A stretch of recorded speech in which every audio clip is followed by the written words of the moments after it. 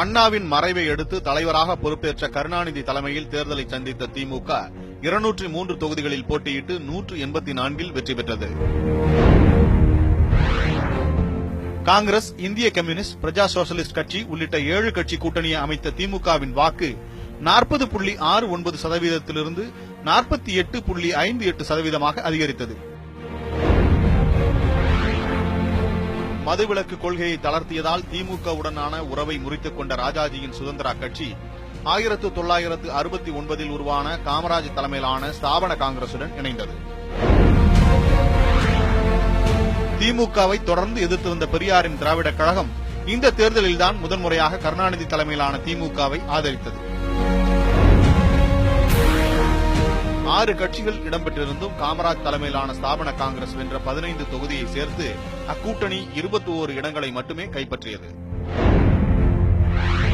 திமுக கூட்டணியில் இடம்பெற்றிருந்த இந்திய கம்யூனிஸ்ட் 10 தொகுதிகளில் போட்டியிட்டு 8 வெற்றி பெற்றது. தனித்து 37 தொகுதிகளில் களம் கண்ட மார்க்சிஸ்ட் கம்யூனிஸ்ட் கட்சி ஒன்றில் கூட வெற்றி பெறவில்லை.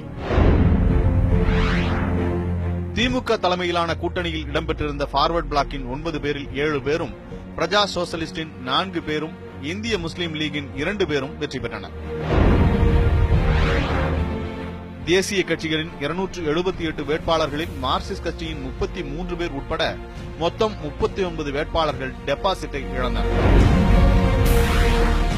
திமுக சார்பில் பரங்கிமலை தொகுதியில் எம்ஜிஆரும், சைதாப்பேட்டை தொகுதியில் போட்டியிட்ட மு. கருணாநிதியும் கணிசமான வாக்கு வித்தியாசத்தில் வெற்றி பெற்றனர்.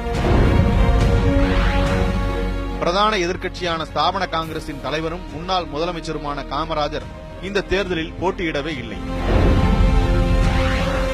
தனி பெரும்பான்மையுடன் திமுக ஆட்சி அமைத்திருந்த போதும் கூட்டணியில் இடம்பெற்றிருந்த நாம் தமிழர் கட்சியின் சீபா ஆதித்தனாருக்கு அமைச்சரவையில் இடமளிக்கப்பட்டது. முந்தைய தேர்தலை விட திமுக கூடுதலாக 47 தொகுதிகளை கைப்பற்றிய நிலையில் ஸ்தாபன காங்கிரஸ் 36 சட்டமன்ற தொகுதிகளை இழந்தது. உசிலம்பட்டியில் பார்வர்ட் பிளாக்கின் மூக்கையா தேவர் அதிக வாக்குகள் வித்தியாசத்திலும், சங்கராபுரத்தில் திமுகவின் நாச்சியப்பன் மிக குறைந்த வாக்குகள் வித்தியாசத்திலும் வெற்றி பெற்றனர். 1971 மார்ச் 15 அமைக்கப்பட்ட 5வது சட்டப்பேரவை 1976 ஜனவரி 31 கலைக்கப்பட்டு தமிழ்நாட்டில் முதன்முறையாக குடியரசுத் தலைவர் ஆட்சி அமல்படுத்தப்பட்டது.